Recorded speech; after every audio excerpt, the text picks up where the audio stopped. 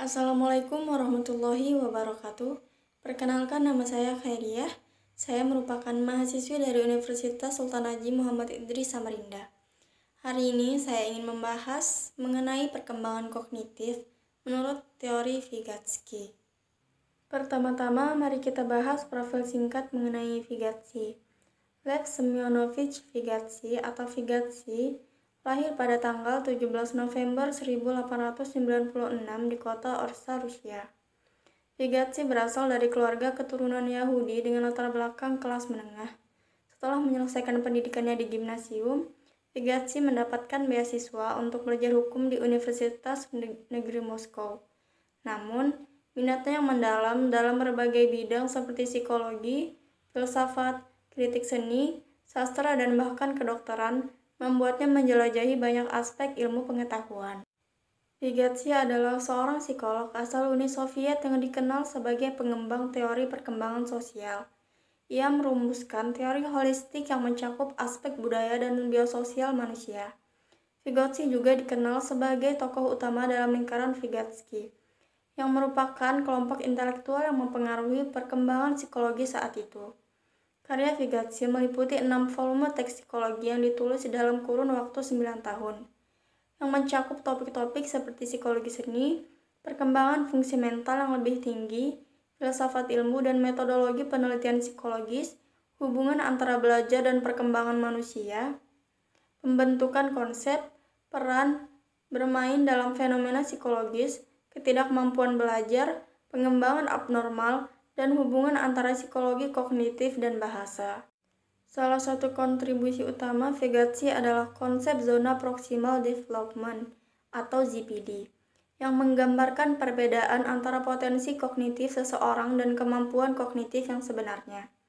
Lingkungan sosial dan budaya di sekitar individu dianggap sangat penting dalam pengembangan kognitif anak, dan Vygotsky menekankan pentingnya internalisasi pengetahuan. Sayangnya, Vygotsky meninggal pada usia yang masih sangat muda, yaitu pada tahun 1934 akibat penyakit tuberkulosis yang dideritanya. Kemudian, mari kita bahas mengenai teori perkembangan kognitif menurut Vygotsky. Teori perkembangan kognitif Vygotsky menunjukkan bahwa lingkungan sosial dan budaya memiliki pengaruh besar terhadap perkembangan pikiran anak-anak. Seperti teori Piaget, Vygotsky juga berbicara tentang perkembangan kognitif yang terjadi secara bertahap. Tetapi perbedaannya terletak pada penekanannya pada pengaruh sosial dan budaya dalam perkembangan anak. Menurutnya, setiap individu berkembang dalam konteks sosial dan perkembangan intelektual, seperti pemahaman, ingatan, pikiran, persepsi, dan kesadaran bergerak dari interaksi antar pribadi ke proses intrapribadi. Mekanisme dasar di balik pemikiran tingkat tinggi berasal dari interaksi sosial. Terdapat beberapa konsep dalam perkembangan kognitif Vygotsky. Yang pertama yaitu zona proximal development atau ZPD. Teori dasar Vygotsky menekankan bahwa perkembangan dan pembelajaran terjadi dalam konteks sosial, melalui interaksi dengan orang lain sejak lahir. Orang-orang ini memiliki peran penting dalam membantu anak belajar dengan cara seperti menunjukkan objek, bermain sambil berbicara, membacakan cerita, mengajukan pertanyaan, dan sebagainya. Ini berarti bahwa perkembangan anak tidak terpisah dari aktivitas sosial dan budaya.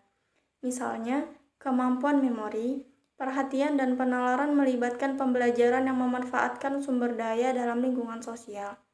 Oleh karena itu, pengetahuan diperoleh melalui interaksi dengan orang lain dalam berbagai kegiatan.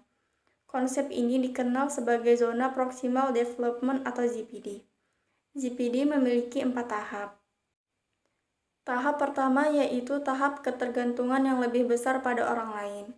Pada tahap ini, anak memerlukan banyak bantuan dari berbagai pihak seperti teman sebaya, orang tua, guru, dan masyarakat.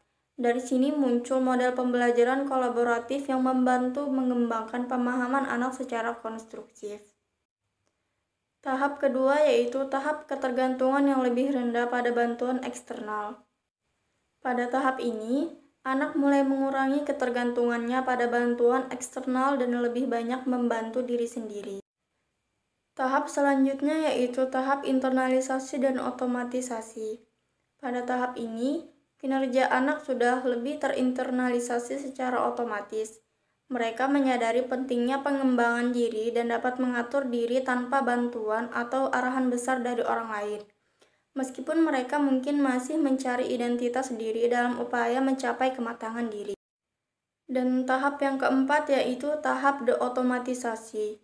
Pada tahap ini, kinerja anak mampu mengungkapkan perasaan, jiwa, dan emosi mereka secara lebih bebas dan lebih berulang, dengan lebih banyak refleksi dan pengulangan. Ini adalah puncak dari perkembangan sejati.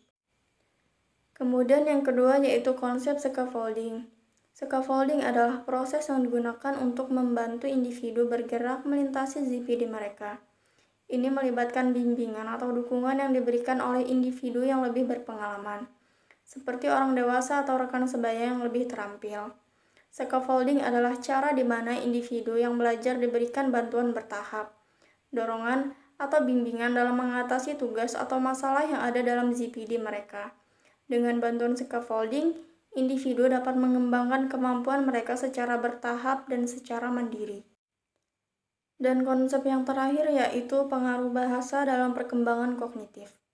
Vygotsky menganggap bahwa bahasa dan interaksi sosial memainkan peran penting dalam perkembangan anak-anak.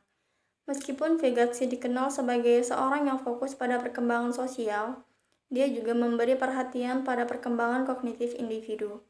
Ia percaya bahwa perkembangan bahasa pada anak adalah kunci dalam memicu perkembangan kognitif mereka. Bahasa digunakan sebagai alat yang memungkinkan anak untuk melakukan berbagai aktivitas dan mengorganisir informasi dengan menggunakan simbol-simbol. Vygotsky menjelaskan bahwa pada masa anak-anak awal, bahasa menjadi alat yang membantu mereka untuk merencanakan aktivitas dan memecahkan masalah.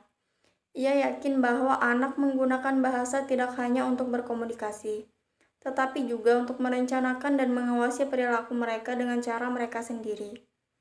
Penggunaan bahasa untuk mengatur diri sendiri yang sering disebut sebagai pembicaraan dalam diri atau berbicara sendiri, menginternalisasikan pemikiran anak.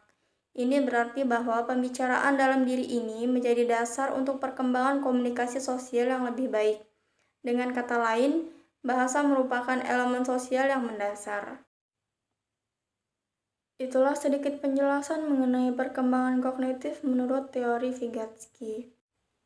Semoga apa yang saya sampaikan dapat bermanfaat. Saya pamit undur diri. Wassalamualaikum warahmatullahi wabarakatuh.